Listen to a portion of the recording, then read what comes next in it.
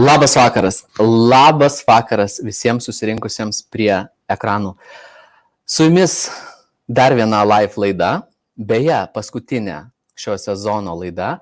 Tai nereiškia, kad vasarą mes nieko nedarysime, tačiau turėsime laidas visiškai truputėlį kitokias, bet ne ką prastesnės, vieną kartą per mėnesį. Tai prieš pradedant noriu padėkoti mūsų partneriams, tai Vilmerio baldams, Nanlite apšvietimui ir Mr. Clay tinkams, sienoms ir drobėms. Štai vieną matote ten man už nugaros. Na ką, o tema labai įdomi, labai išskirtinai praktiška, kaip ir žadėjau. Truputėlį pasikapstėme po psichologinės visokiausias niuansus ir grįžtame su labai praktiškomis ir naudingomis temomis. Tai šiandien mes kalbėsime, kaip atrodo kelias nuo hobio, nuo pasirinkimo savo karjeros link profesionalo, link profesijos. O svečiuose pas mus, nesakyčiau, o be jokios abejonės savo srities profesionalas Rokas Darulis. Tai netrukus pristatysiu Roką ir aš manau, Rokas pats dar kartelį prisistatys. Jeigu netyčia Roką girdite, matote pirmą kartą, tai klausimas, ar pasiruošę, ar nusiteikę, ar pasiruošę įsitraukti į diskusiją ir užduoti gerų, praktiškų jums rūpimų klausimų. Tai kaip laikotės? Ir ką? Viskas. Ne viskas dar. Su mumis šiandien ir Brazė Photoschool ir raginu taginti draugą komentare, kuriam ši tema, jeigu jūsų draugas, pažįstamas, yra fotografas, videografas, stilistas ar kitos kūrybinės srities žmogus, galbūt jau profesionalas, o galbūt tik tai pradedantis šį kelią, tai ši tema bus labai labai aktuali. O pabaigoje vienam, kuris tagino draugą arba draugus, komentaruose padovanosime visiškai naujutėlius pozavimo mokymus. Viskas. Pradedam. Rokai, sveikas gyvas. Sveikas Tomai, sveiki visi. Ar girdit mane? Girdim puikiai, matom puikiai. Toj pasižiūrėsiu, ką mūsų klausytojai rašo ir paprašysiu toj netrukus tavęs prisistatyti. Tai štai Nerijus sako, labas vakaras visiems, malonaus vakaro, ačiū Nerijau. Arnoldas, labas Tomui Rokui, smagaus pokalbio, klausytams, gero klausimasi, ačiū Arnoldai, tu galėtum pristatyti mūsų laidas jau netrukus, manau, gal net jau dabar. Gabija sako, o Gabija nieko nelaukdama, praktiškai tagina žmonės komentaruose, taip matau, taginat. Ir Ramūnas sako, labas. Ramūnai, dar Inga sako, Inga sako, tagina Aurelija, sako, check this out. Tai Aurelija, check this out. Gerai. Tai Rokai, trumpai, aš tai jau su tavimi esu bendravęs ir prieš metus maždaug mes turėjom Restart konferenciją, kur super fantastiškai pakalbėjom, paplėpėjom, dalinaisi savo įžvalgom ir patirtimi. Paprašysiu dar kartelį, prisistatyk, ką tu darai ir kuo gyveni iš tikrųjų. Sveiki visi. Aš esu Rokas.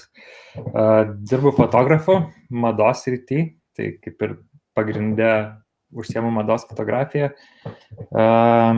Londone šiaip gyvenu apie 14 metų, bet 12 metų, taip sakykime, full time ir pastarosius 2 metus kaip ir Lietuvoje gyvenau, keliavau dirbti į Londoną, o dabar, kai prasidėjo pandemija, tai paskutinius beveik metus praleidau vėl Londone, nes neišėjo keliauti.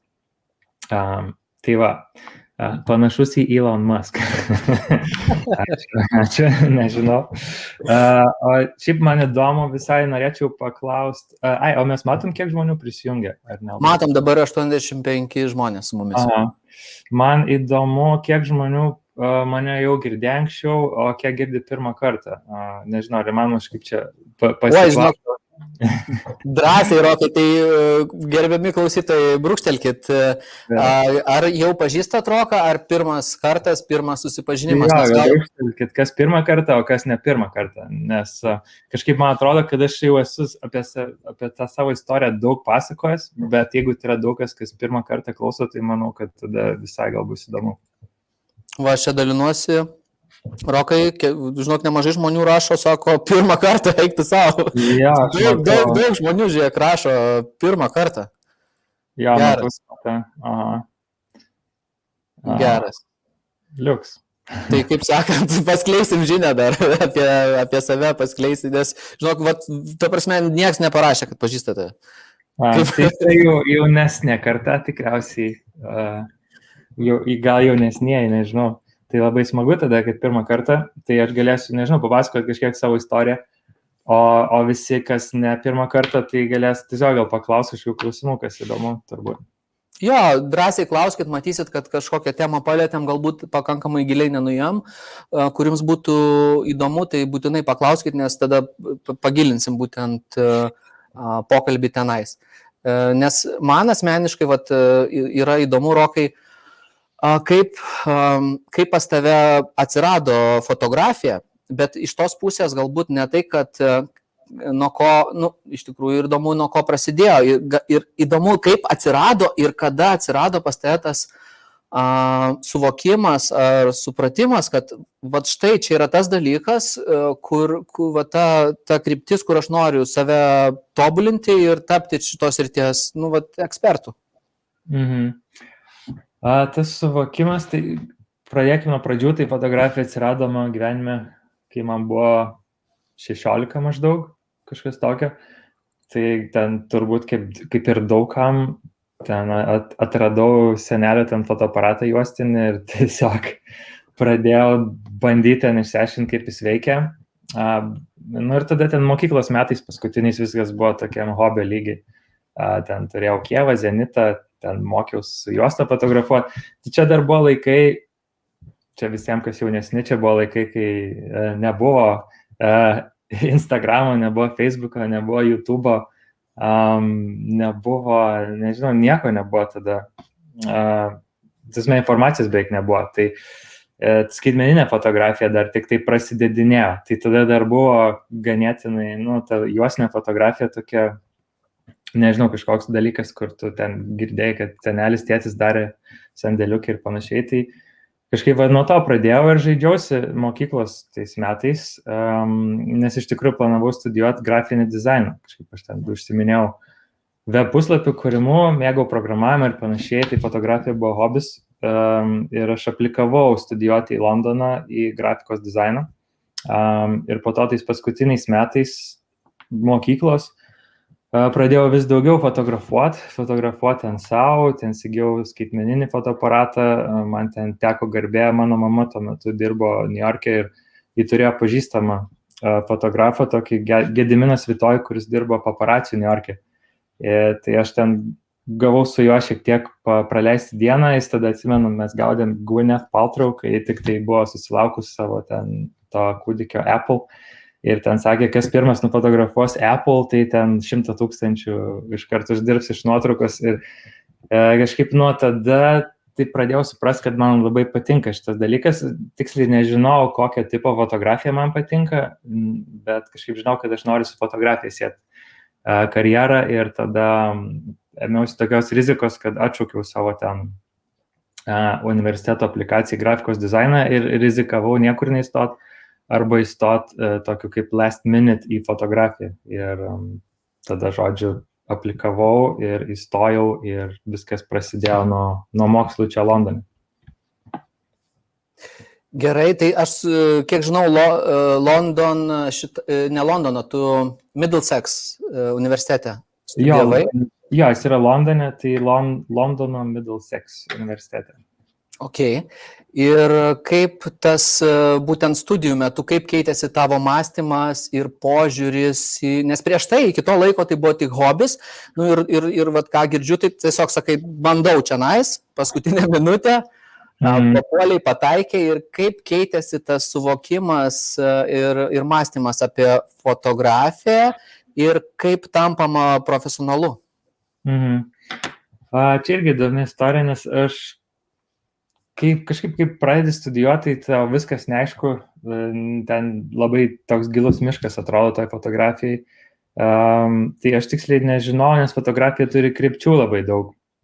Jinai ten turi nuo meninės, kaip ten galėjai tuo keliu, kad kurti savo meninius projektus ir eksponuoti galerijose ir bandyti tapti ten perkamas menininkas, gali būti kažkoks tai vestuvių renginių fotografas, gali eiti į mados sritį, gali eiti į daiktų fotografavimo sritį. Tai aš tiksliai nežinau, ko noriu, tiesiog mokiausi, pagrindė mane domino žmonės fotografuoti visą laiką. Tai tiesiog fotografavau žmonių portretus universitete, mano baigiamasis projektas buvo ten toks Londono ūsuočių klubo portretai. Ir kažkaip taip, kaip mes studijavom universitete, tai dirbom, kad projektų principų. Tu susigalvoji projektą, tu dirbi ant jo ten 2-3 mėnesius, pusę metų, padarai kažkokį tai body of work, ten 10-20 nuotraukų ir tada tu jos bandai eksponuoti kažkur, daryti parodą ir panašiai. Tai aš kažkaip galvojau, kad tokiu principu ir tęsiu tą visą karjerą po mokslo baigimo, bet taip nutiko, kad aš netyčia įkritau į mados fotografiją ir iš to netyčia praėjo 11 metų ir vis dar čia esu. Tai kaip tai nutiko? Tai aš tiesiog mėgau fotografuoti žmonės, mėgau fotografuoti portretus.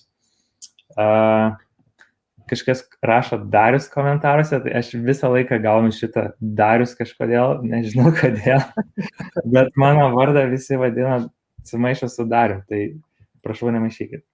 Gerai, tęsiu. Tai baigiau universitetą ir tada padariau savo tą baigiamąją parodą, kur visi kažkaip dėstytojai akcentavo, kad čia yra labai labai svarbus momentas, kad ta paroda žiauriai svarbi, čia startuos jūsų karjerą ir panašiai, reikia padaryti gerą tą parodą, tada ateis ten daug žmonių iš industrijos ir jūs ten pasamdys. Ir aišku, įvyko ta paroda, kažkas ten atėjo, niekam buvo neįdomu tie studentų darbai ir baigėsi tą vasarą ir sėdžiu ir galvoju, ką daryti. Ir tada kaip tik aš susipažinau, čia taip per asmeninę prizmę sutapo dalykai, nes aš... Rokai, dar aš truputėlį prieš tęsiant, dar porą mažų tokių klausimukų iš to, ką pasakoji. Tu tą momentą, kai pradėjai pasakot, kas buvo įstojus į universitetą, pasakoji apie daug skirtingų fotografijos žanrų. Ar tu apie tuos skirtingus žanrus sužinojai universitete, ar kuriuo metu būtent teko paliesti, ar bent šiek tiek susipažinti ten su skirtingais žanrais? Aš kažkaip žinau, kad jie yra. Gal taip nediferencijavau, kad tu turi daryti vieną arba kitą. Kažkaip žinau, kad gali ten ir tą fotkinti, ir tą, ir man atrodė, kad viskas yra tiesiog fotografija, bet vėliau gal tik tai jau baiginėjantis studijams supratau, kad ypatingai tokioje rinkoje kaip Londone, tu turi labai specializuotis ir tu turi tik tai siaurai, mums nedėstė akcentavo, kad vadinasi angliškai terminas pigeonhole, tai čia kaip balandžio urvas kažkoks, kad tu turi labai siaurai susigalvot, ką tu nori daryti ir tada tu turi tapti specialistų būtent tos srities. Tai kažkaip žinau, kad yra tie dalykai, bet kol studijuoji dar sunku gal išsigryninti, ką tu nori daryti. Tai man tą pavyko padaryti gal tik tai jau baigus mokslus ir išėjus į tą tikrą pasaulį.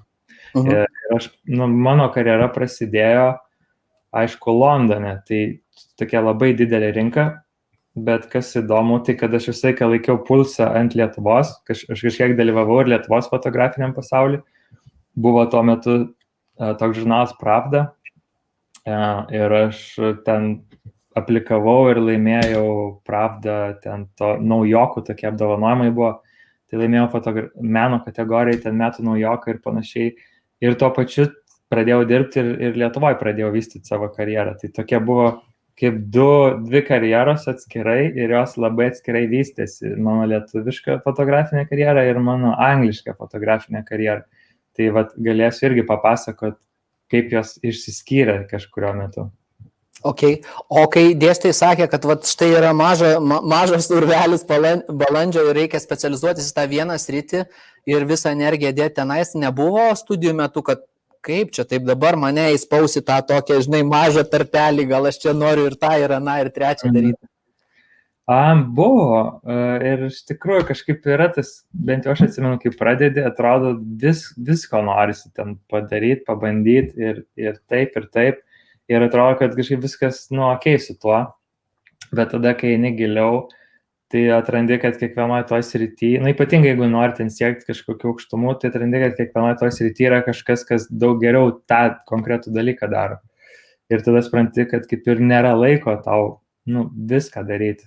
Ten tikrai net bus laiko tapti ir žiauriai gerų vestuvių fotografų, ir žiauriai gerų mados fotografų. Ir ne tik laiko nebus, bet tai yra atskiros industrijos ir iš tikrųjų ten neišeis tau kažkaip abiejose išvystyti karjerų. Tai bent jau tokio mieste kaip Londonas. Tai jo, reikėjo kažkaip susitaikyti su tuo ir kažkaip, kai atradau mados fotografiją, tai man tai žiauriai buvo įdomu ir aš pasileidau tada tą linkmę. Super. Tai gerai, o kai grįžkim tada kur aš tave pertraukiau, kai po studijų, kai vienu žodžiu po paroda ir vasarą nebuvo krūvos didelių užsakymų, tenais baigiamės.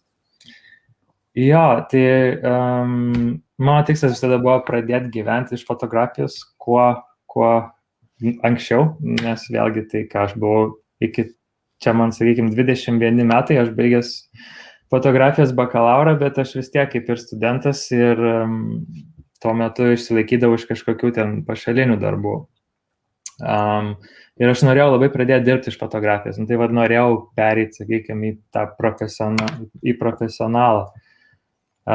Ir tada buvo vasara po studijų. Ir taip sutapo, kad ten aš, išsiskyriau su drauge, ten atsirado nauja draugė ir jinai kaip tik buvo atvažiavus dirbti modeliu į Londoną iš Lietuvos.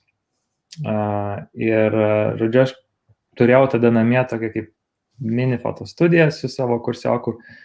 Fotostudija tai buvo salone pakabintas popierinis fonas prie lango ir ten 3 metrai atsitraukti. Tai tada atsimenu, padariau jos portretų, tiesiog nufotkinau. Padariau portretų ir jinai nunešė į agentūrą ir kažkaip agentūrai ten, Elite London buvo agentūra, jinai buvo dar pakankamai neseniai Londone atsidariusi brančą ir jiem patiko ir jie sako, mums reikia žmonių, kas fotografuotų tuos modelių testus. Ir aš tada pradėjau, man buvo žiauriai įdomu, ten modelių pasaulis, čia tipo mada, agentūra, nueini, tie visi dalykai labai kažkaip žavi, kai nesi to matęs ir pradėjau tiesiog nemokamai fotografuotos testus, nes aš pats mokiaus, bandžiau išmokti, ko reikia o to pačiu jiem gerai buvo gauti nuotraukas. Tai kažkur visą vasarą tą ir dariau, kol ten atėjo spalis ar lapkričio pradžia ir aš sakau, man baigėsi pinigai. Aš sakau, turiu eiti darbą susiras kažkokį, tai labai ačiū, bet nebegaliu tęsti. Ir jie tada sakė, gerai, sako, mes tu galim pradėti mokėti, ten kažkiek minimaliai. Ir jie pradėjo man mokėti po 30 svarų už modelių testą. Tai Londono pinigais čia yra, labai nedaug. Bet aš darydavau 3 į dieną ir darydavau ten 3-4 dienas per savaitę. Tai taip gaunasi, kad atsikeliu ryte, ateinu agentūrą ir visą dieną ten ofise pas juos fotkinu, tada grįžtu namo, retušuoju, tvarkau, išsiunčiu, toks kaip darbas buvo. Ir tuo pačiu kalbuosi su modeliais, klausinėju jų apie fotografus, apie kaip vyksta viskas, tokia kaip mokykla gera buvo. Ir taip pradėjau ten užsidirbti šiek tiek nuomai ir skaitau, kad nuo tada jau pradėjau iš to kaip ir gyventi. Tai tas toks tapimas profesionalu ten prasidėjo labai pamažu, bet aš apie metus laiko realiai dirbau su tą agentūrą ir nufotografau gal 100 modelių testų, tai po to pasikėliau ten kainą iki 50 svarų, iki 75, iki 100, iki 100 PM, kurio būdavo, kad aš ten galėdavau, nežinau, nufotografuoti po 2 testus per dieną, 3 dienas per savaitę ir iš esmės ten susimokėti nuomą ir pragyventi normaliai. Tai čia buvo tokia pati pradžia. Ok.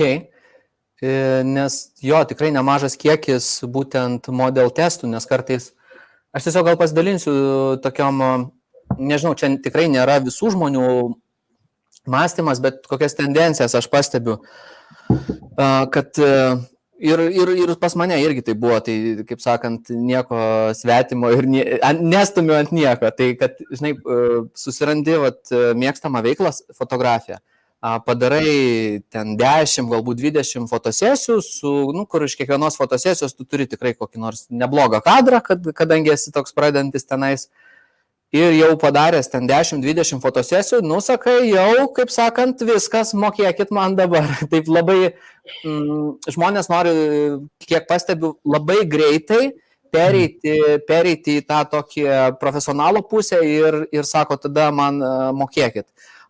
Klausimas, ar iš esmės, žiūrint iš profesionalo pusės, ar galima taip greitai šokti būtent į tą tokią profesionalo lygį, būtent padarius tiek nedaug darbo? Čia, manau, viskas atsiremia į... Čia iš tikrųjų toks natūralus procesas. Tai viskas kaip ir įvyks natūraliai. Manau, kad pagal patirties kiekį tu gali šokti tik tai į tam tikrą lygį. Tai sakykime, jeigu tu iš viso padaręs ten 20 fotosesijų ir tavęs ten nieks labai nežino, tai labai mažas šansas, kad tave paims reklamos agentūra ten dirbti prie kažkokios reklaminės kampanijos. Bet tai nereiškia, kad neatsiras kažkokių mažų ten brandų ar klientų asmeninių, kurie mokės tau pinigus už tavo darbą. Tai čia toks subtilus momentas, iš tikrųjų reiktų gal pagalvoti, kokiam lygi norėtum dirbti kaip profesionalas, su kokiais klientais norėtum dirbti ir užsibrėžti tą tikslą ir tada tikslingai link jo eiti ir nebandyti peršokti to, nes geriau yra iš tikrųjų sukaupti pakankamai patirties ir tada, kai jau gauni kažkokį tai tikrai svarbų klientą, žinot, ką darai ir nesugadinti to savo pirmo, sakykime, šansų, nes jeigu taip nutiktų, kad be pakankamai patirties ateina proga, sakykime, kažkokiam tai rimtesniam darbui, ten, sakykime, nežinau, gali klientas apsišaut, pavyzdžiui, jisai ten pamatys kažkokią vieną patinkančią nuotrauką, bet klientas nebus pakankamai išsilavinęs suprast, kad tai esi vis dar jaunas fotografas iš tavo darbų pavyzdžių ir užkrautų tau kažkokį tai darbą, su kurio tu nesusitvarkai, tai tada tu kaip ir sugadini santykius ir su klientu ir susigadini kažkokius ateities santykius. Tai bent jau čia Londone tai yra tokia, aš gal papasakau tą savo kelią iki tik tai, kol pradėjau uždirbti pinigus, bet mano kelias iki kol aš tapau fotografu, jis truko 8 metus ir kažkur 4,5 metų iš to buvo vien asistavimas kitiems fotografams.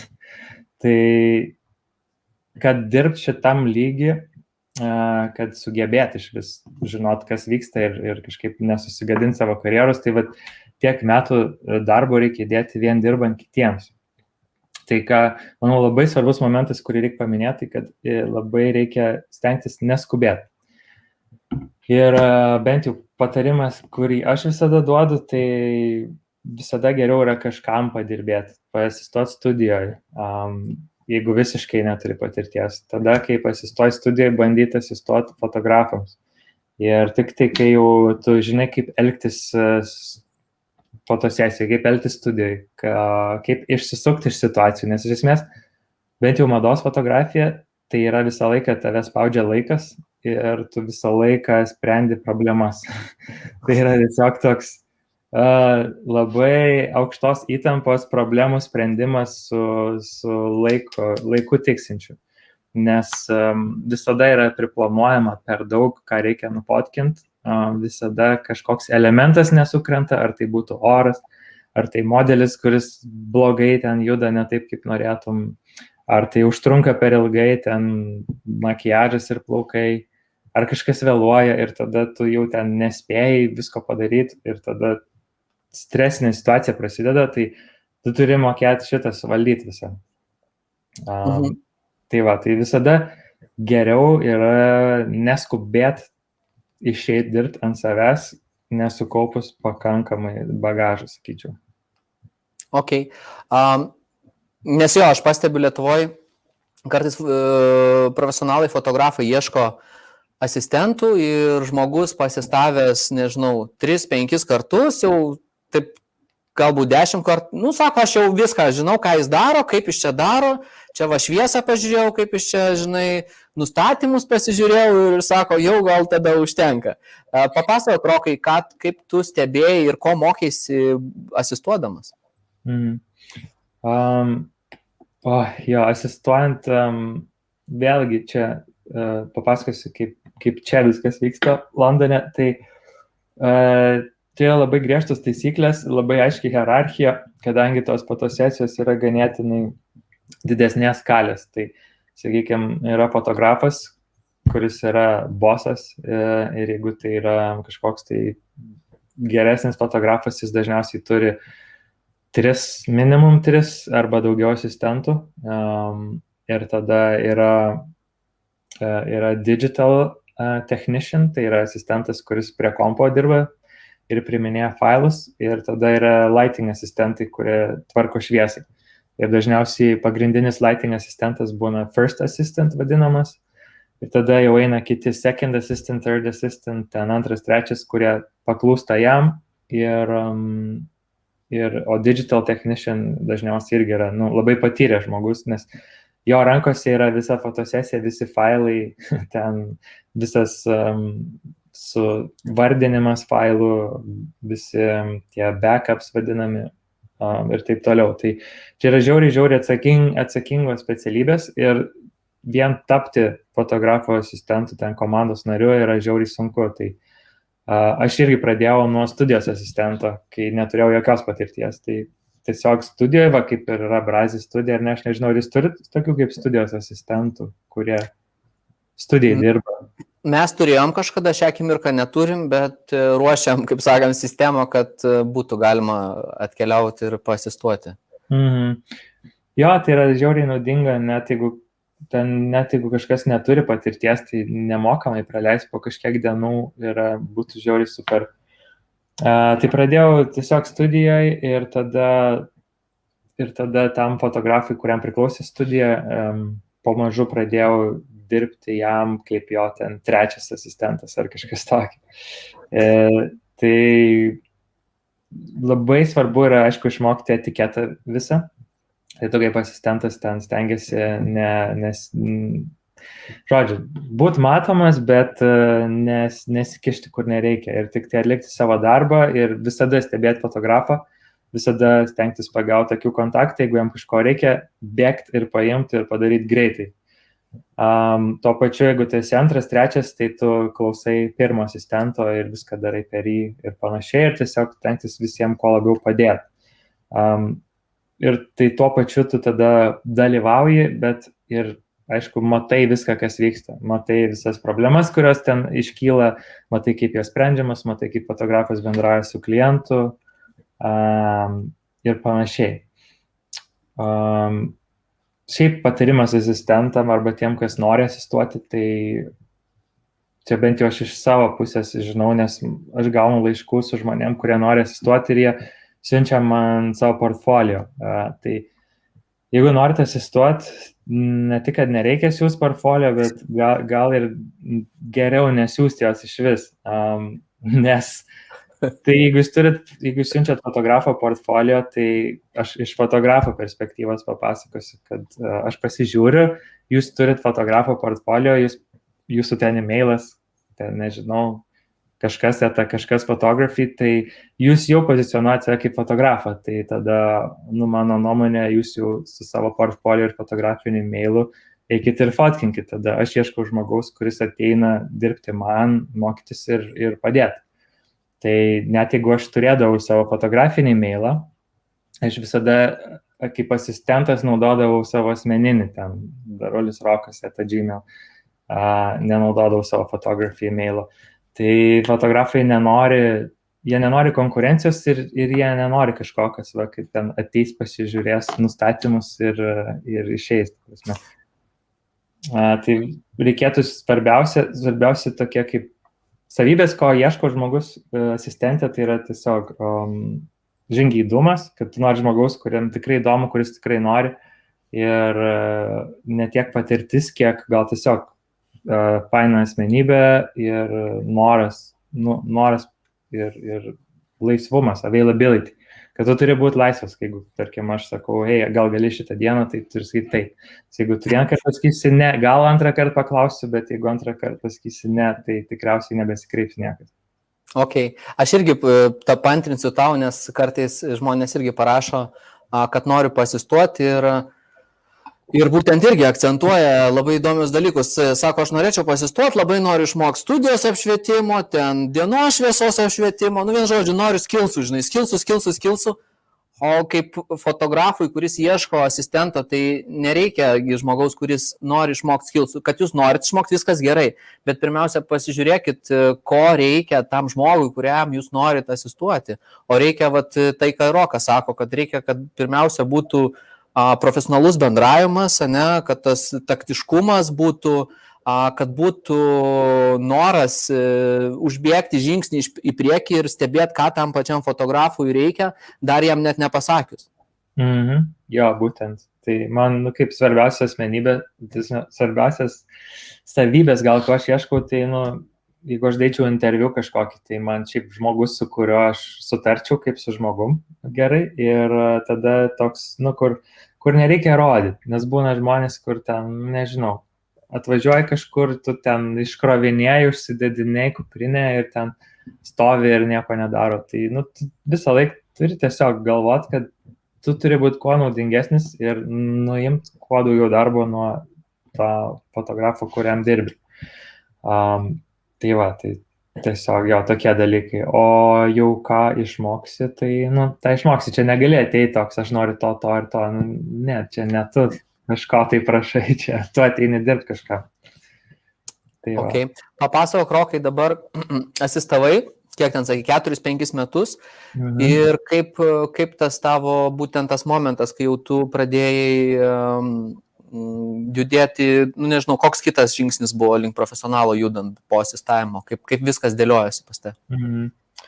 Tai čia šiaip industrija, dar pasakysiu gerą tokią idėją, tai visada stenkitės būti malonus visiems žmonėms, su kuriais susipažįsta šito industrijai, nes niekad nežinai, kas kažkur bus po metų ar 2 ar panašiai. Bent jau čia yra tokia kaip nerašyta taisyklė, kad be nice to everyone. Ir iš tikrųjų jinai galioja, tai man ten kelias nebuvo toks tiesus, kad aš ten pradėjau fotkinti testus, asistavau ir ten tapau fotografu. Aš labai daug dalykų dariau vienu metu ir vėliau jie visi tie keliai persipinę. Tai ten, sakykime, kai dirbau Elite London agentūrai to testų fotografu, jie turėjo savo production departamentą, kur organizavo Elite Model Look tokį konkursą, ten modelių paieškos, kur ten surasdavo iš gatvės merginas ir tada būdavo konkursas ten tapti jų modeliu. Ir jie važinėdavo po visą Angliją ir fotkindavo tuos castingus. Tai aš ten važinėdavau nemokamai su jie savaitgaliais į ten visokius miestus ir nemokamai jai fotkindavau, kad padėtų tiesiog. Ir man buvo įdomu. Ir po to, po kažkiek metų, jinai išėjo iš Elite agentūros ir nuėjo į ASOS.com, kas yra ten ASOS, gal žinot, drabužių firma. Ir tada jinai mane po to pasikvietė ir davė man interviu ir priėmė ten fotkint tą e-commerce. Tai aš kažkada fotkinau ASOS.com visų tą online contentą. Tada per vieną ten fotografas, kur susipažinau su jo ten visažistu, tada aš ten jo paklausiau kontaktų ir jis man ten nurodė kitus fotografus, kur dirbti. Tai iš esmės tai plėtėsi tas tinklas per vienus žmonės, per kitus. Ir tada galų gale, kai pagrindėtas žingsnis iš asistento, tai yra kažkada vis tiek turi pradėti fotkint ir turi pradėti spausdintis kaip ir žurnaluose ar kažkur. Tai bent jau čia kaip veikia, kad yra fotografai turi asistentus ir tada stilistai turi asistentus, ten plaukų stilistai, visažistai, visi turi asistentus. Tai ilgainiui, kai tu dirbi ten su tom pačiom komandom, susipažįsti su tais asistentais ir tada asistentų komandos pradeda kažką tai ten veikti ir kurti. Tai aš va taip tiek ASOS.com fotkindamas susipažinau su labai daug stilistų, su kuriais pradėjau tos vadinamus test shoots daryti. Čia kai darai kaip ir žurnalinę fotosesiją, bet tu ją darai ne žurnalui konkrečiam, o savo ir po to bandai siūsti žurnalą ir galbūt kažkas ją išspausdina. Tai va, tai pradėjau pamažu išsispausdinti, tada su kitais asistentais iš savo fotografų, stilistų asistentų pradėjau kartu dirbti ir mes ten galvodavom idėjas ir fotkindavom, aišku, ten be biudžeto kambarį, prie lango, lauke, kokiam tik įmanomom sąlygom ir irgi ten buvo pradėję pavykti jau į vieną kitą žurnalą, ten po kelis puslapius gal. Tai va taip, pamažu kažką tai veikdavau ir kas juokingiausia, tai kad kol aš ten Londone dar dažydavau studijos grindis ir dirbdavau studijos asistentu, Lietuvoje mano karjera ten jau kaip ir buvo prasidėjusi, ten aš turėjau interviu kažkiek iš spaudos, ten laimėjau tą pravdą, ten dariau parodą po to ir aš parskrisdavau į Lietuvą, mane parsiskraidindavo, aš fotkindavau ten Švyturio reklamą kažkokią tai, ar ten Danijos batų reklamą, kur ten aš turėdavau savo asistentus ir panašiai. Ir tada būdavo gatvės stenduose reklamos ir tada išskrisdavau į Londoną ir ten dažydavau grindis studiją ir kavą virdavau. Tai toks, tai buvo prasiskyrę tie, žodžiu, karjeros ten ir čia, bet kažkaip galvojau, kad vis tiek, sakau, aš noriu Londoną, darysiu viską, ką galiu, kad čia man paeitų. Tai dėl to. Rokai, jeigu Lietuvoje fotografuoji Švyturio reklamą ir didžiulis stendas, ten stovis didžiuliai stendai, tai nereiškia, kad nuvažiuosi į Londoną ir irgi taip pat galėsi kažką daryti, nes kartais nufotografavus keletą tokių didesnių kampeinų Lietuvoje gali pasirodyti, kad jo, viskas, aš jau galiu užkariauti pasaulį. Jo, yra tas iš tikrųjų išsiskiria labai. Pasaulinė rinka, jinai, sakau, labai negailestinga ir labai siauros tos sritys kiekvienas. Ten, sakykime, net aš madoj dirbu, bet aš irgi dabar esu ten tik tam tikram lygyje klientų ir panašiai. Ir tai yra labai strateginiais judesiais, tu turi pereiti kitą lygį. Tai yra pradėti dirbti tik su tam tikrais stilistais, išsispausdinti tam tikrose žurnaluose. Negali rodyti tada jokių kitų darbų, ką darai. Ten negali rodyti beveik komercinių jokių darbų. Čia labai tokie subtilus po to, tie judesiai yra judėti toliau. Ir kažkada, kai jau išmoksti, kaip tai veikia, kartais supranti, kad, žinau, ko reikėtų, ten kilt dar aukščiau ir tiesiog nenoriu mokėti tos kainos. Kai tik pradedi, kažkaip atrodo, kad viskas yra įmanoma ir ten čia dar porą metų ir aš čia tapsiu geriausias pasaulyje, bet aš irgi taip maniau ir galvojau, čia aš nesustosiu, kol čia nebūsiu top 10. Ir tada pradedi ten įsiveli tą visą, pradedi viduj dirbti ir tada supranti, ko reikia, kad būtum tas top 10 ir supranti, kad aš taip nenoriu taip gyventi. Tai irgi pasirinkimai tada jau ateina. Ok, tai toks kompromituojantis truputėlį klausimas, ar jau esi, kaip sakant, susistabilizavęs ties kažkokia vieta, ar dar ten matai horizontų? Šiuo metu tai negalvoju, labai keisti metai buvo tokie, kur, nežinau, man praeitą pusmetį ten iš vis nieko nevyko, šitą dabar čia nuo naujų gal šiek tiek atsigavo viskas labiau, bet nežinau, kažkaip žinau, kad gyvent kažkaip Londone full time nebenoriu, man čia atsibodo, norėčiau Vilniuj gyventi ir keliauti darbam toliau, bet dar visai svarstau gal Ameriką kažkada pabandyti, New Yorką kokiam, nežinau, metam keliam. Ok, čia kaip tik vieną klausimą turim ir jisai manau, kad visai gerai bus susijęs į kitą dalį perinant. Taip, Gabija mūsų klausė, sako, ar tiesa, kad didžioji dalis fotografijos verslo priklauso nuo sėkmingos vadybos, o ne pačios fotografijos. Ir čia galbūt atsakant į šitą klausimą galim pereiti po truputėlį į būtent, ar tu pats ieškai klientų, ar turi agentūrą ir kodėl būtent, aš žinau, kad tu turi agentūrą, tai kodėl tu turi agentūrą? Tai aš esu reprezentuojamas agentūros nuo 2014 metų. Tai aš pats neieškau klientų, bet galėsiu papasakot, kaip veikia mano. Aš vis tiek turiu pats kaip ir gauti klientus. Bet tai šiaip Londone bent jau fotografų tampama yra, kai tu gauni reprezentaciją. Tai yra, kai gauni agentą iš esmės, kadangi tai tokia didelė rinka, fotografų čia yra tūkstančiai, tai agentai jie kaip ir išfiltruoja fotografus, kurie yra, sakykime, ten saugus pasirinkimas ir panašiai. Tai visada visų tikslas dažniausiai, kas pradeda, yra gauti agentūrą.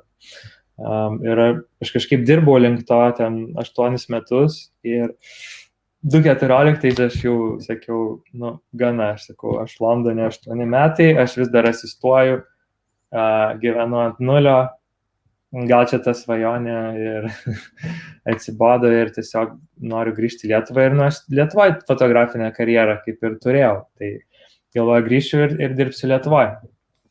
Ir aišku, tai toks likimo ironija, kad tada mes su buvusia draugė išsikraustėm 2014, literaliai susikroviau visas dėžės ir išvažiavom į Vilnių. Ir aš grįžau, čia turėjau grįžti atiduoti raktų buto.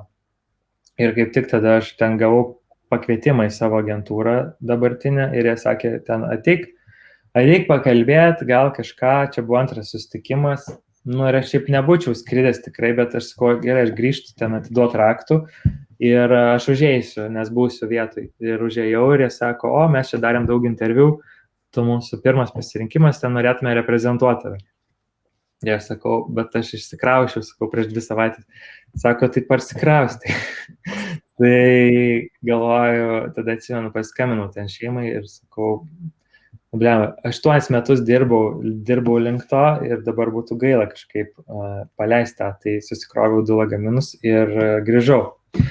Ir tada prasidėjo jau tikras darbas toks fotografinis. Tai kai neturėjau agentūros, tai tų klientų paieška buvo, tokia, visą laiką rašai laiškus kažkam. Jeigu ten susipažįsti su kažkuo iš industrijos, kažkokioj ten drabužių brandai ar kažkur, tu stengiasi kas kelias savaitės, kas mėnesį vis rašyti e-mailą. Ten, hei, čia Rokas, aš ten padariau naują fotosesiją, pažiūrėkit, jeigu reikės kažko, parašykit. Toks visą laiką iš esmės dirbi komunikacijoje. Ir va čia Gabijos klausimas, ar tiesa, kad verslo didžioji dalis priklauso nuo vadybos, tai iš esmės, taip. Fotografija yra business of communication, tai viskas čia yra komunikacija. Tu nuotraukas turi galėt padaryti bet kokiu atveju, čia nėra klausimas. Tik tai turi suprasti, kad tas geras nuotraukas gali tu padaryti, gali dar 100 žmonių padaryti, niekam neįdomu, ir jos turi būti geros, bet ar tu darysi tas nuotraukas priklauso nuo vadybos, nuo komunikacijos.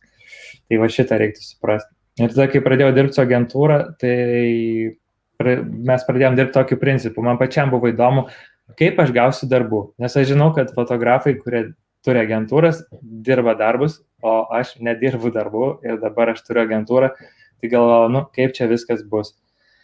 Tai pradėjom nuo to, kad mes susėdom, susitvarkėm mano portfolio. Tai iš esmės ten išmetėm 90% ir tada labai atrūšiavom konkretų stilių. Mano toks stilius gana natūralus ir taip daug dienos šviesos, tokie gana emotional, ramus kadrai. Tai mes atrinkom, kad būtent tai yra, ką aš darau, ką aš ir sakiau, kad labai specifiškai reikia.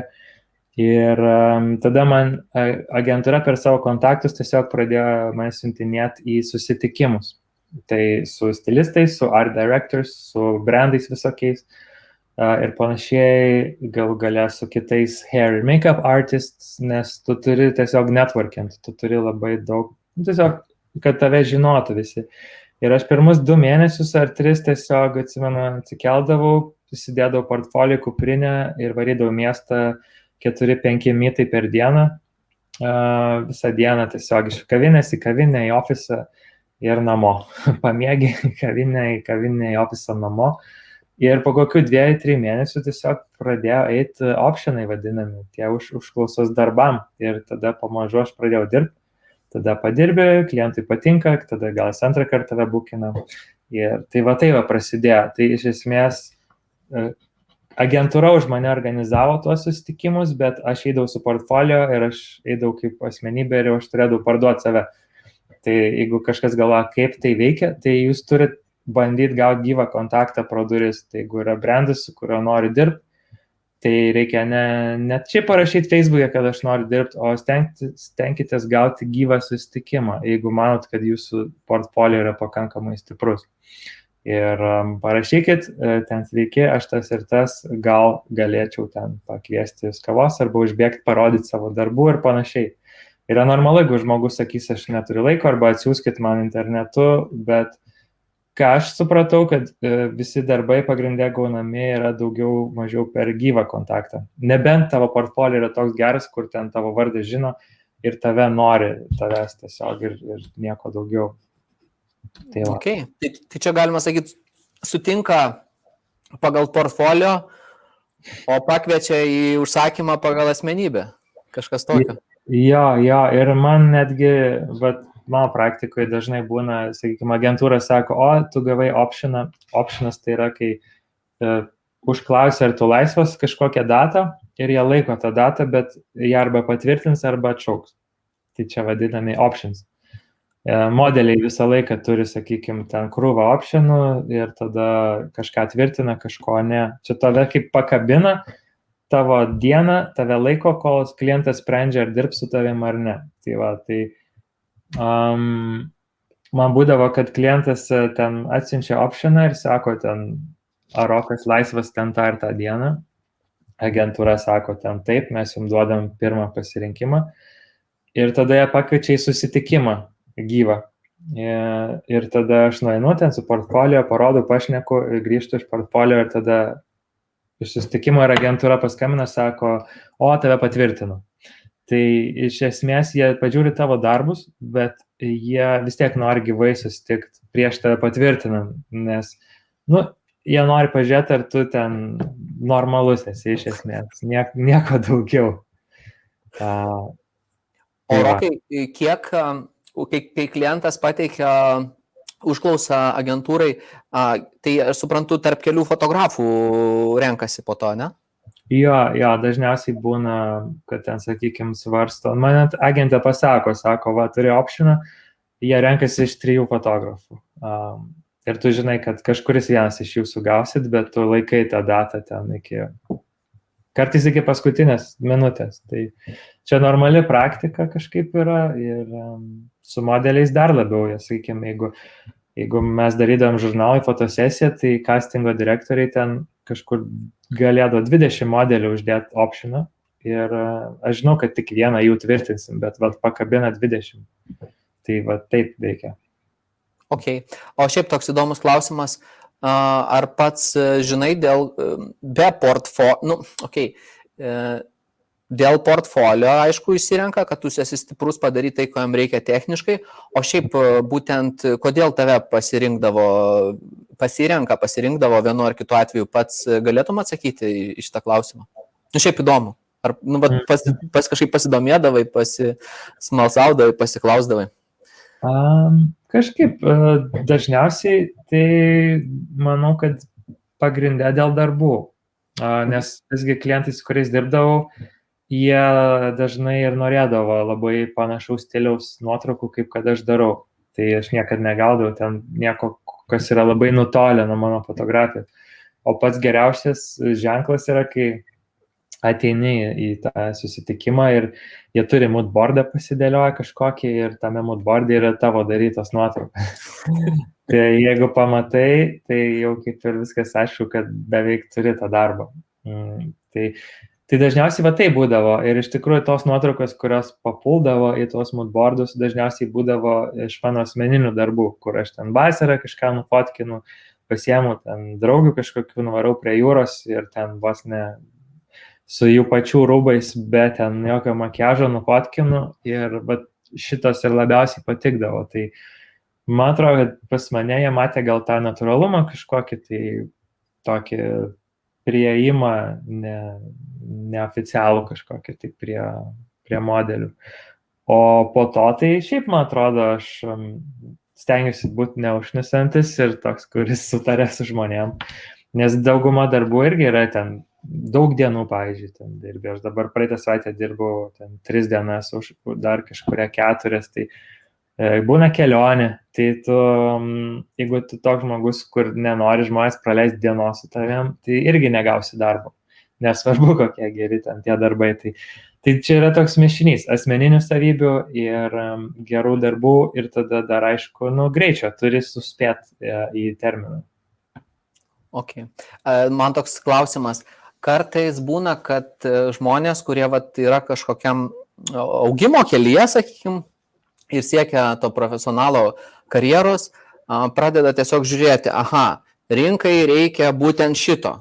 Ne? Ir tada pradeda grinai orientuotis į tą sritį, kaip šitas variantas, nes aš ką girdžiu iš tavęs, tu tiesiog leisdavai savo kurti tai, ką tu nori, nevaržomai, ir tada iš to ateina pas tave visi užsakymai ir klientas būtent nori tai, kas tau labiausiai patinka. Ar toks kelias, kur sakau, kad tu orientuojas tai, ko rinkai reikia ir tada stengiasi pritempti save link ten, galimas ar jisai toksai nelabai?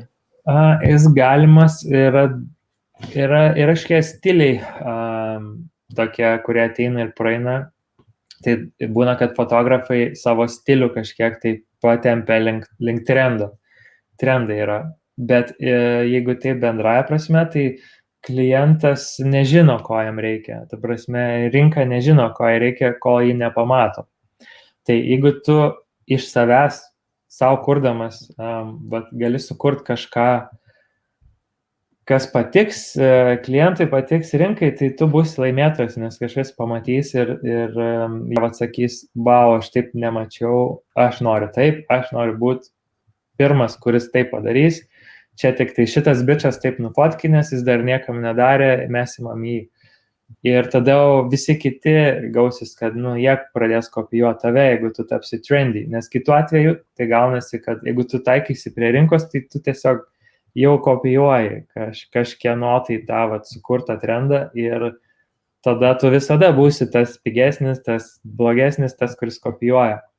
Tai pats geriausias kelias yra daryti kažkaip iš savęs ir taip, kad tau pačiam patiktų, kad tu pats džiaugtumai savo darbu, tada jį aišku rodyt ir tada jeigu jisai patinka kažkam, tai super. Gali būti, kad jisai niekam nepatiks irgi. Tai, čia toks turi tada žiūrėti, aišku. Vėlgi, yra geri menininkai, yra blogi menininkai, tai visokių tų darbų yra, bet man atrodo, kad geriau pradėti bent jau nuo buvimo savim.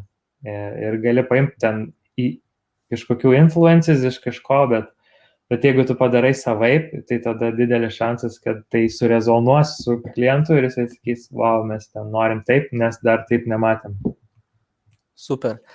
Renata mūsų klausia, čia tas šiek tiek apie agentūras klausimas, o sako, o tai kaip dėl atlyginimo agentūra ir jūs kažkiek gaunat nuo klientų užsakymų? Tai agentūra pasilieka savo dalį užsakymų. Agentūra pasiema 25% Londone nuo fotografų. Tai kad ir aš turiu savo dienos kainą, kuri ne visada yra vienoda, ten vieniem klientam vienokia, kitiem kitokia, nuo panaudos dar skiriasi, ten kokiose teritorijose bus nuotraukos, ar jos tik Anglijoje, ar Europoje, ar ir Amerikoje, kokio periodo panauda. Dar gal kažkam, kas nežino, tai dažnai, kai darai reklaminės nuotraukas arba komercinės nuotraukas, jų kaip ir tu neatiduodi visam laikui, kas dažnai gal yra įprasta, bent jau Lietuvoje, kad tu nufotkini, atiduodi klientui ir jie dažnai naudoja jas ten 10 metų. Jo, tai čia užsienį labai griežtai apibrėžiama, yra tas usage vadinamas, tai kad šitos nuotraukos eis, tai pirma platformos nurodomos, ten mes į socials, tai Facebookas, Instagramas, ten tada online, tai jų website'as ir tada, sakykime, print, tai gal šoks lookbookas ir tada eina ten outdooras vadinamas, tai ten billboards, tada eina atskirai TV, dar kažkas. Visi šitie dalykai yra surašomi, yra teritorijos surašomas, kokiose šalyse naudos, kiek laiko naudos, mėnesį, 6 mėnesius, metus ir nuo viso to skaičiuojasi kaina. Ir kai baigėsi tas usage terminas, tada jie nebegali jų naudoti arba jie turi išsipirkti toliau. Tai žodžiu, yra tas day rate, koks tai yra ir tada agentūra pasiema 1/4. Ok, o būtent mes čia prieš keletą savaičių kalbėjom irgi apie autorinės teisės, tai irgi labai tokį praktišką pokalbį turėjom, o šitos autorinės teisės lieka tau visą laiką, ar yra tekę ir atiduoti, parduoti ir panašiai? Ne, autorinės visada lieka fotografui, nebent jos yra perrašomos. Tai, sakykime, klientai gali naudoti nuotraukas tik pagal tai, kokį usage išsipirko. Jeigu jie panaudoja jas kitaip, tai galima jos paduoti į teismą. O autorinės galima perrašyti, man lyg ir nėra buvę tokios užklausos. Yra tokia praktika, bet tada už tai kainuoja ekstra. Ok. Dar vienas klausimas. Taip, čia gal tik tai, trumpai tada, Rokai. Gabė sako, kaip save tinkamai ir objektyvai vertinti, kaip prireikia įkainoti savo paslaugas. Čia tokia plati kainodaros tema, bet gal šiek tiek tokį mini kažkokį pastebėjimą. Jo, tai dėl kainodaros čia visada yra labai toks neaiškus dalykas, bet aš tai mėgstu vadovautis tokiu labai paprastu principu. Turėti savo dienos kainą. Žinau, kad Lietuvoje daug fotosesijų netrunka dieną, irgi čia toks esminis skirtumas. Tai tada tokiu atveju gal reikėtų sakyti valandos kainą. Tai sakykime, ten valandos, 3 valandų ir dienos, sakykime, turėti kainas. Kiek tavo valanda arba kiek tavo diena kainuoja, čia grinai nuo tavęs priklauso, kiek tu manai, kad tau mokės už tavo darbą. Arba kiek tau apsimoka. Nes tu gali paprašyti, kiek nori. Gali ten 1000 už valandą paprašyti. Ar tu įgausi? Turbūt ne. Tai tada turi logiškai galvoti. Gerai, kiek aš tai noriu gauti už valandą arba už pusdienį, kad aš gerai jausčiaus, kad nesijausčiau, kad čia mane išprievartavo fotografiškai. Tai pradėkime nuo to. Susigalvoji savo darbo kainą. Ir tai pavadini savo day rate. Tiesiog ten dienos kaina, valandos kaina, manau, sąžininga, nes dauguma darbų yra vertinami valandiniu atlygiu. Ir tada visus kaštus ant viršaus pridedi. Tai aš, kaip sakau, aš turiu savo day rate, jis ten toks ir toks. Ir tada ant viršaus, sakykime, aš pridedu, ar man reikia nuomoti studiją, tai studija ant viršaus. Ar man reikės nuomotis įrangos, kurios aš neturiu, įrangą ant viršaus. Ar reikės asistento, gal 2 ant viršaus. Kartais aš įtraukiu tą asistentus į savo day rate, kartais ne. Ir tada retušuos postprodukciją, nes postprodukcija dažnai trunka ilgiau negu fotkinimas net. Tai irgi įsikainuoji, gali už nuotraukos įsikainot. Ir tada viskas yra žiauriai aišku. Sakykim, mes fotografuosim ten 6 valandas. Aš dažniausiai neskaičiuoju, kiek man reiks nuotraukų padaryti. Aš sakau, kiek spėjam, tiek padarom. Aš galiu tik patart, aš galiu sakyti, jeigu jūs norit 30 rūbų nufotkinti per ten 6 valandas, tai mes nespėsim tam. Tada, sakykime, reikia ilgos dienos arba skaldyti 2 dienas. Ar tai vienodas fonas, ar tai lokacija, tada, žodžiu, tu gali patart klientui, kiek tai truks.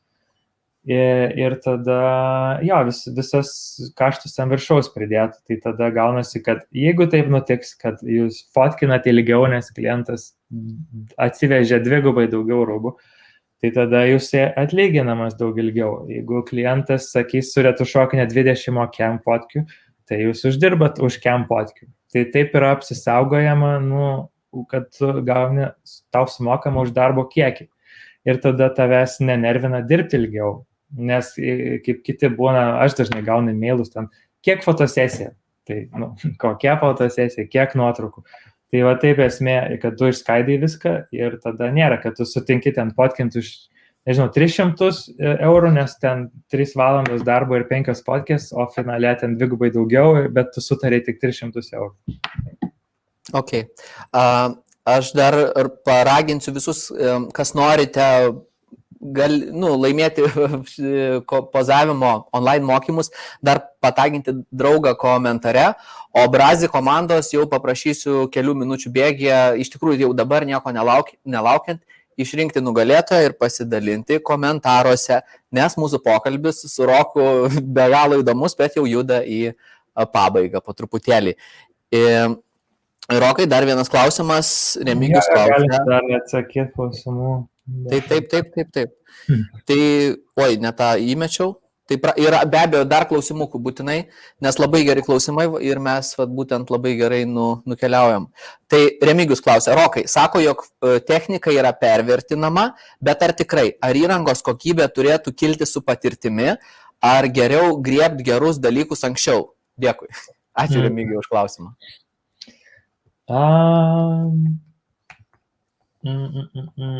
Blemba, nežinau, sunku atsakyti. Pavyzdžiui, aš dirbu visada su kaip ir viršutiniu to technikos lygiu.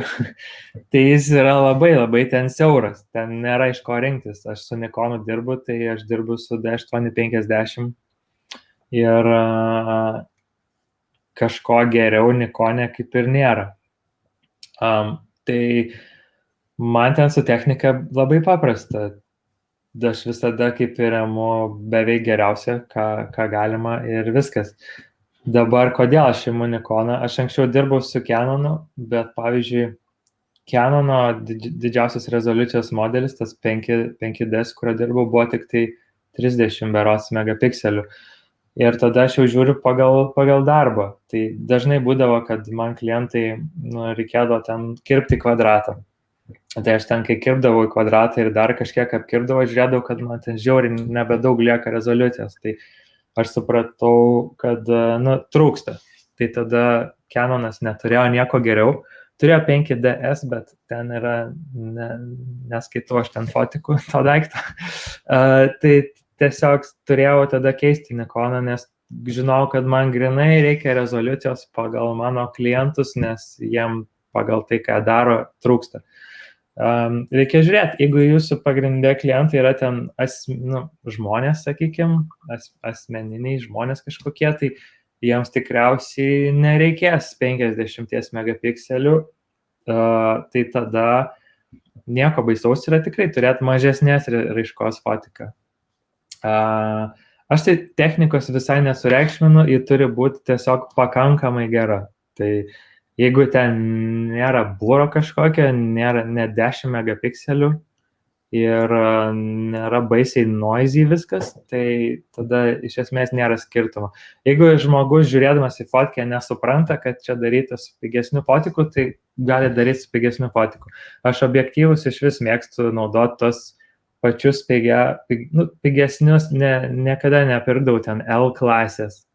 Aš tos perku ten 1.8, nes aš asmeniškai nematau skirtumo ir man aš tiesiog sutaupau, jie dažnai būna darbe ten kažkur dušta ar dar kažkas, tai toks, kad turi būti praktiška. Aš fotiką mėgstu, aš jos saugau labai, bet būna, kad ten apsidaužo ar kažką, tai tiesiog, kad būtų praktiška įranga.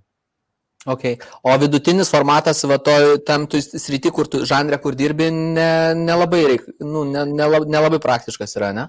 Šiaip praktiškas, daug kas labai dirba su vidutiniu formatu. Aš esu turėjęs vidutinį, turėjęs ir Digital Backą Phase One, ten on Hasselbladai naudojau, po to pardaviau, tada turėjau Fuji GFX 50S, irgi pardaviau, nes aš supratau, kad pagal mano workflow man jie per lėti yra. Man žiauriai gražu, kokybė ten fantastiška, bet aš kai fotkinu ten kokį, nežinau, lookbooką ar kažką, nu, kadrai per minutę, kiek aš padarau, vidutinis formatas nepaveža. Ir tiesiog teko suprasti, ko labiau mano darbo principų ir mano darbo greičiui reikia. Ir tiesiog aš supratau, kad man vidutinis formatas nebent pasižaidimui arba kūrybai kažkokiai, o tam aš turiu juostinį vidutinį formatą, ten Pentaxą ir Mamiją. Ir tiesiog taip nusprendžiau, kad aš noriu su 3-5 mm veidrodinių fotikų dirbti. Aš bandžiau viską ten, bandžiau ir mirrorless, ir Sony, ten A7R ir taip toliau. Man, pavyzdžiui, žiauriai užnisa tas skaitmeninis viewfinderis. Aš negaliu priprasti, nežinau, gal tiek metų dirbu, man atrodo, kad ten viskas vėluoja vis tiek. Tai aš supratau, toks, turi atrasti, kas tau geriausiai tinka. Tai man tinka veidrodis 3-5 mm pilno kadro ir čia aš tiesiog užsimerkęs galiu dirbti. Tai taip. Super. Rokai, tai dabar jeigu pažiūrėsim į tavo kelią, kaip tu keliavai nuo hobio, nuo mokyklos laikų link šios akimirkos, ar galėtum, taip, tiesiog, nežinau, gal keistas klausimas, bet pabandom. Ar kažką tobulintum ir tokiam žmogui kaip tu kažkokį dar susisteminės, kažkokį geresnį receptą pateiktum, ar sakytum, that's the way? Lemma, žiūrint atgal, tai daug ką geriau dabar daryčiau. Ir šiaip kažkaip, kai aš pradedinėjau, nebuvo ko pasiklausti. Tai tada aš iš vis matau, aš ten gal vienas pirmųjų studijavau fotografiją užsienį ir neturėjau jokių ten draugų fotografų ir panašiai. Tai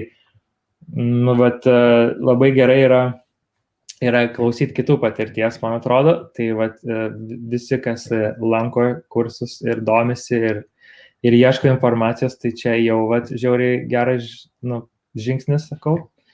Ir tau, kad organizuoji. O galvoju, kartais aš pagalvoju, dėl to asistavimo, kažkaip, aš asistavau gan aukštam lygi, bet niekad nedirbau su ten tais top fotografais, kas dažniausiai yra, sako, ten košmaras yra jiem dirbti. Tai aš iš esmės džiaugiuosi, nes aš nuėjau tuo keliu, kur aš pats labai anksti gavau savo agentą, tai aš 26 gavau agentūrą, kas čia yra labai anksti skaitas.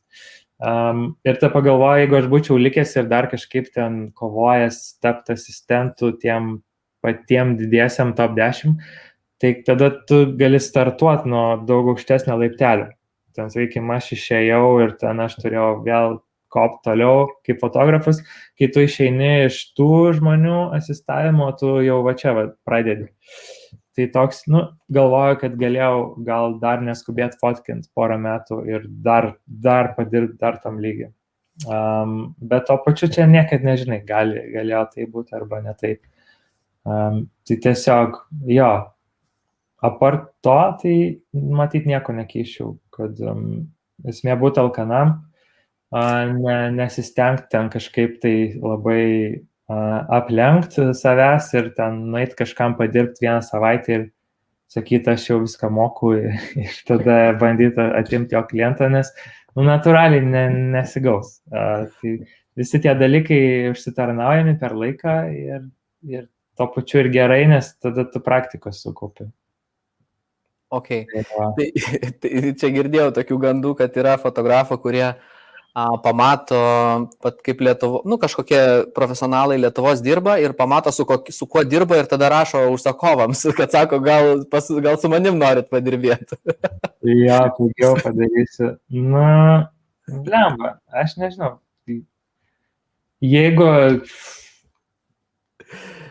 čia tas podžius, man tai atrodo fotografija, čia nėra kas pigiau padarys. Vis tiek, jeigu tu išsilavinęs klientas, tai tu renkės fotografą dėl kažko tai jo darbe, o ne kaip duoną perki ant discountą. Tai jeigu yra klientai, kurie paims tokius žmonės, tai well done, ta prasme, tegul. Bet vis tiek, kai savo vertę sukursi užsitarnaudamas ją, tai manau, kad čia neaplenksi ilgai prasme vis tiek neperšoksi niekur virš galvos. Ok. Klausimas iš manęs. Kaip tu matai Lietuvos tą profesionalią virtuvę iš perspektyvos Europos? Kaip jinai tau atrodo? Bet taip, nuoširdžiai atvirai, nebijant, tiesiog. Tai jinai atrodo kaip labai maža rinka. Ir tai yra problema, gal sakykime, mažos populiacijos. Tai ten, mes galim sakyti, ten kodėl pas mus čia nėra 5 asistentų ir kodėl ten biudžetai maži ir panašiai. Ir aš pats ilgai galvojau, kodėl klientai nenori mokėti ten, kodėl tiek mažai. Ir tada kažkaip pamažu viskas taip man susidėliojo, kad pagrindinė problema tai yra, kad pas mus nėra didelių klientų. Tai viskas pradėtų keistis nuo tų užsakovų. Tai sakykime, jeigu pas mus, žiūrint į, gerai, aš madoj dirbu, aš galiu iš mados perspektyvos sakyti, kad kas yra didžiausi mūsų mados klientai. Tai gerai, tai yra mados linija gal ir ten dar kažkas, ar ne, tai čia net nėra brandai, čia yra parduotuvės, kurios parduoda brandus. Iš dizainerių, kas pas mus yra, kas parsiduoda ten tarptautiškai. Tai, vienas, kitas, kažkas smulkiai. Pas mus reikėtų tokių dalykų, kaip turi ten skandinavai H&M, kaip turi Zara ispanai. Kai pradės atsirasti, nebūtinai tokiam lygiai, bet bent kažkas, kas pardavinės į užsienį dideliais kiekiais ir pradės gauti didelės pajamas ir tada tarptautinė ta rinka viską taip sureguliuoja, kad jeigu tu nori pardavinėti į užsienį, tu turi palaikyti tam tikrą kokybę. Aš ten, pavyzdžiui, turiu vienus klientus šiaip Lietuvoje, lininius tokius drabužius, kurie, aš turiu dar laiko čia trumpai papasakoti. Be abejo, Rokai. Gerai. Tai jie, pavyzdžiui, pradėjo pardavinėti į užsienį daugiau savo produkcijos, kas yra, jų gal daug kas nežino, bet, turime, jie pagrindę parduoda į užsienį ir jie viską ten labai puikiai Instagramą savo valdo ir panašiai. Ir, pavyzdžiui, pas jos prasidėjo tokie, kaip komentarai iš savo auditorijos, kad kodėl jūsų visi modeliai yra balti, kodėl nėra reprezentuojama ta diversifikacija žmonių ir panašiai. Ir vos net ten pradėjo juos bandyti piketuoti prieš juos ir ten, žodžiu, sukėlė visokius ten bangas Instagram'e, kad čia jūs nepirkit, nes čia jie diskriminuoja. Ir jie sako, ką mums daryti, čia Lietuvoje pas mus nėra daug tų kažkokių diversifikuotų žmonių, tiesiog nėra iš ko.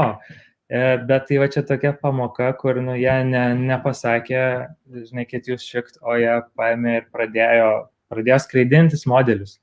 Pradėjau aš su jais keliauti, mes varėm į Ispaniją fotkint, atsiskraidino jie iš Amsterdamo kažką. Tai ta tarptautinė rinka, kai tu ją išplauki, jinai pati pradeda reguliuoti, ko reikia, kad tu turi kelt kartelę, tu turi naudoti modelius įvairesnius. Tada turi skraidintis galbūt iš kažkur, nes jų nėra, turi įdomesnės lokacijas naudoti. Ir tada tu tuo pačiu, kai tu daugiau pradedi parduoti ir uždirbti, tu gali įdėti atgal į fotosesiją nes tai tau atneša daugiau pelno ir tai yra privaloma. Tol, kol šitie visi brandai ten pardavinės vietoj po 5 džemperius ir nieko neuždirbs, jiem bus gerai ten paimti kažkieno pusseserę, nufotkint ir dabrasme, ir taip ir toliau tęsti. Tai čia tas yra, viskas prasidės tas pokytis nuo klientų, kai atsiras kažkokie brandai, kurie išsiplės į užsienį, pradės pardavinėti užsienį, pradės uždirbti daugiau ir tada sakys, mums nebetinka belė kaip daryti, mums reikia gerų fotografų, kurie žino, ką daro, mes statysim set dizainą, mes atsisiųsim modelius ir mes turim pinigų į tai įdėti, nes mes parduodam į užsienį ir tada pradės labiau augti rinką, man atrodo. Ok, tai dar 2 kampus tada aš čia paliesiu, nes labai įdomus būtent kampas tavo dabar. Kas jeigu turėti vadybą gerą, kuri parduos Lietuvos modelius užsieniui? Kaip šitas opcija? Lietuvos modelius? Fotografus, atsiprašau, fotografus. Ne, neveiktų. Kodėl? Neveiktų dėl kelių dalykų. Tai dėl lokacijos, tai tu, kaip sakiau, gyvas kontaktas labai svarbus. Tai jeigu ir būtų agentūra iš Lietuvos, tie fotografai turėtų būti toj vietoj, į kur ta agentūra juos pardavinėja, nes klientas norės susitikti, norės gal myto kažkokio ir panašiai. Nelabai tikėtina, kad jie atsidarys Lietuvos agentūrą ir sakys, mes nežinom šito žmogaus, nesam su juo kalbėję, bet davai skraidinamės būtent į čia nais pas mus, nes kodėl, nes yra kažkas gyvai, kas padarys. Kitas dalykas, turėtų būti žiauriai stiprus portfolio tų fotografų, kurie būtų dirbę su kažkokiais tada tarptautiniais modeliais ir brandais. Nes, kaip ir sakiau, pas mus labai mažai diversifikacijos, tai jeigu pas tą portfolio nebus ten įvairiausių žmonių ir įvairiausių spalvų ir panašiai, tai irgi atrodys, mums gal atrodo, kad čia nesąmonė, bet iš užsienio žiūrint, tai tada atrodo, kad čia kažkas irgi negerai. Ypatingai dabar šitam amžiui, visam Me Too, visam ten all inclusive ir panašiai. Tai būtų žiauriai sudėtinga. Neskau, kad neįmanoma. Agentūrą iš bet kur galima kurti ir raninti, bet tada tie fotografai vis tiek turėtų keliauti, turėtų būti kažkur toj vietoj, kur jie norėtų dirbti. Ok, nes būtent dėl gyvo susitikimo, kad susipažinti, ne? Ok. Jo, tai pavyzdžiui, aš galiu būti Vilniuje ir galiu gauti darbą tik todėl, kad aš ten daug metų buvau Londone ir gyvai su visais susitikau, čia dirbau. Tai kaip ir aš galiu, realiai aš meluoju visada, kad aš gyvenu Londone. Aš nesakau, kad aš Lietuvoje. Tai aš pats visada susimoku savo skrydžius, nes mano agentūra sako, kad aš based in London. Čia beje paslaptis industrinė. Tai jeigu jie sakytų, kad Rokas Lietuvoje ir sumokėkit už skrydį, aš turbūt irgi nedirbčiau, nors aš dirbau daug su jais. Tai čia tokie triukai. Netgi, sakau, aš po 7 metų darbo Londonės agentūrą, aš turiu meluoti, kad aš čia gyvenu ir jeigu aš gaunu optioną, tai agentūra sako, jis ten išvykęs dabar atostogų ir jis grįš iki ten jūsų darbo. Viskas taip veikia. Šiek tiek nekalto melo. Rokai, tada dar tas antras klausimas. Būtent dabar į brandus žiūrima, ne? Kur buvo tas, kad didelis brandas, kuris parduoda užsieniui, daug parduoda užsieniui ir tada gali leisti savo pasamdyti gerą fotografą, gerą komandą surinkti ir gerą rezultatą sukurti. Čia būtent iš brando pozicijos, ar man, pavyzdžiui, kaip tokiam potencialiai dideliam augančiam brandui, vertėtų pagalvoti apie tai, kad galbūt, jeigu mano tikslas yra išaugti užsienio rinkoje, kad man jau dabar reikia investuoti į tai, kad aš galėčiau pasiekti tą didesnį augimą. Jo, ypatingai, nes aš galvoju, augantis brandas, kaip jisai rodosi, tikriausiai per socialinę mediją. Tai, manau, vertėtų labai atkreipti dėmesį į būtent, kas fotkinama. Ten, kas fotografas gal pradeda, nėra labai svarbu, bet bent jau modelių pasirinkimų. Ir ypatingai Lietuvos naujiem brandam čia labai svarbus momentas, nes dabar mes gyvenam tokiam amžiui, kur yra visi dydžiai, ten plus size, curvy ir taip toliau, visos spalvos, ten odos tonai ir panašiai, tautybės. Kai aš dirbu Anglijoje, ten, nežinau, mano puslapį galite pažiūrėti, ten bus, gal Instagrame vienas mano esnių postų iš Triumph, aš dariau Triumph apatiniams fotosesiją, tai anksčiau, kai aš pradėjau ten prieš 5-10 metų, buvo viskas kitaip. Labai daug būdavo ten gražios, baltodės manekenės, gal viena ten juododė, visos ten super hot ir panašiai. Dabar viskas taip pasikeitė, kad ten aš beveik labai retai dirbu su ten gražia balta kuda manekenė. Dabar yra įdomusios personažai, asmenybės. tu ten kaip tie Triumph kastino 5 panas ir jos buvo visos skirtingos, visų dydžių, visų ten odos tipų ir panašiai. Tai dabar iš pasaulio perspektyvos žiūrint labai čia toks kaip trendas, galim sakyti, bet visi nori, kad tu būtum all inclusive. Tai jeigu tu nori bent kažkiek, kad pritaptų tarptautiniai rinkoje, tai reiktų į šitą atkreipdėmėsi dalyką.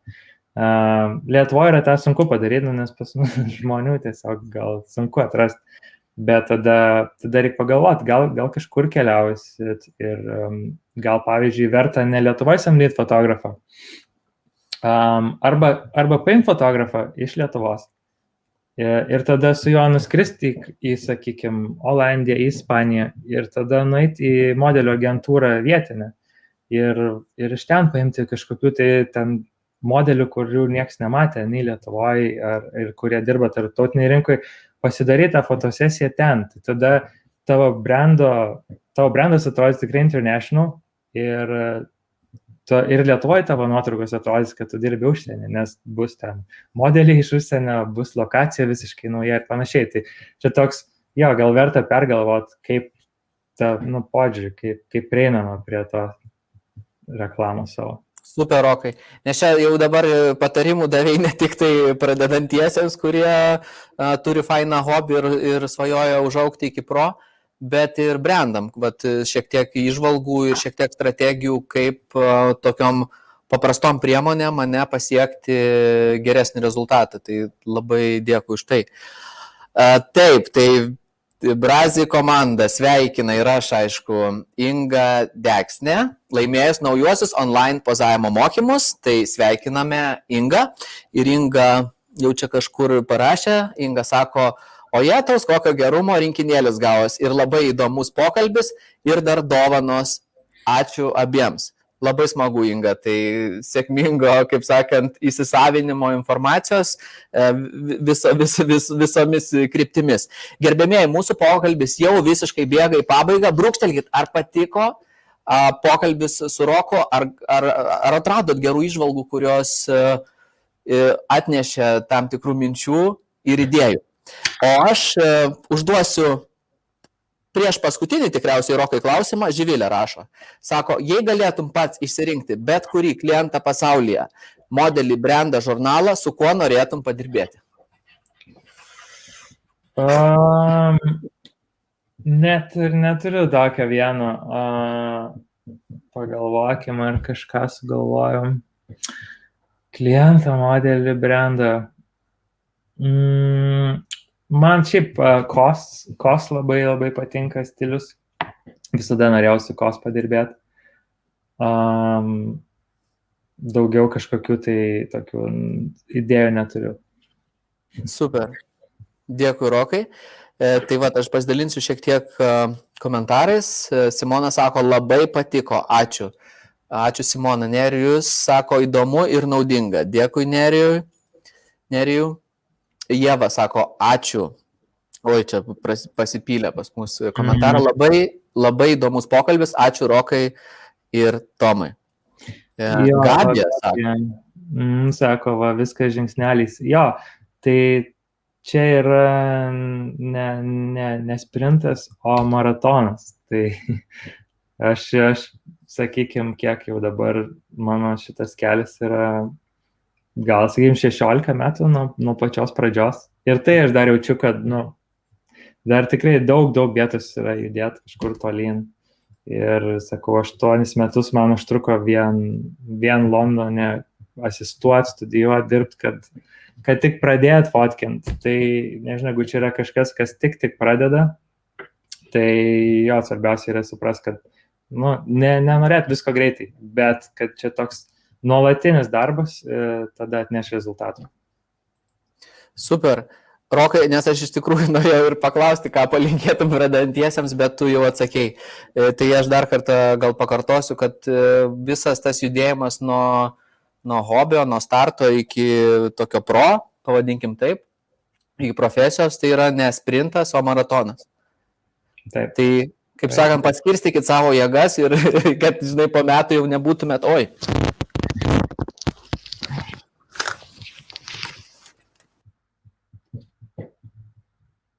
O, dingo Tomas. O jis dar mane girdit, ar ne? Grįžtu, Rokai. Baterija mirė. Tai pakeičiau. Liuks. Tai va, ne sprintas, o maratonas, pasiskaičiuokit jėgas, nes kelias nėra, kaip sakant, nėra 1 metų, ne? Mhm. Ja, viskas tikrai užtrunka, tai, čia nežinau, jeigu pagalvokite, ar norit tą daryti, ir jeigu norit, tai tada nėra kur skubėti, bet to pačiu geriau tikslingai kažkur tai. Super. Ačiū, Rokai, už pokalbį. Fantastinis. Įžvalgų į visas kryptis pažarstėjai, tai labai labai dėkoju už tai.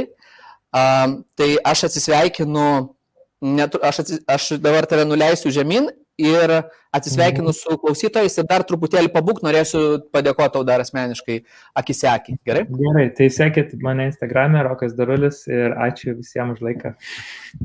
Instagramas Rokas Darulis, užmeskite akį, nes nemaža dalis dar nesat matę, nesat girdėję Roko, tai būtinai užmeskite akį, kaip jisai save pristato ir kaip atrodo viešoje erdvėje. Ačiū, Rokai. Ačiū. Na ką, gerbėmėjai, dėkui už jūsų dėmesį, už jūsų įžvalgas, už jūsų komentarus. Fantastinis vakaras. Primenu, tai buvo paskutinė Alive sezono laida nuo vasaros, kuri jau prasideda už kelių dienų. Mes kalbėsime šiek tiek kitų formatų, 1 kartą į mėnesį, bet pažadame paruošti labai įdomias ir naudingas temas. Norėjau padėkoti mūsų partneriams, kurie kūrė kartu su mumis, tai Bilmerio baldams, Nanlite apšvietimui ir Mr. Clay drobėms, tinkams, drobėms ir sienams. O su jumis buvo Tomas Brazinskas ir Alive laida norėjau sakyti, iki susimatymo lygiai už 2 savaičių, bet iki susimatymo lygiai už mėnesio. Leidžiu reklaminę uždangą ir linkiu visiems gražios nakties. Tikiuosi, po šiandienos pavyks gerai užmigti ir produktyvios, įkvepiančios savaitės. Iki.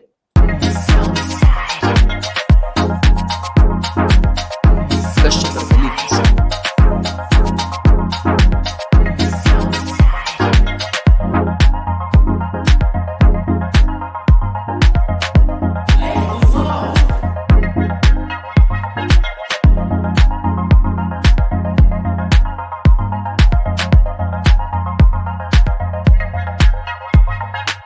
Bus fantastiška.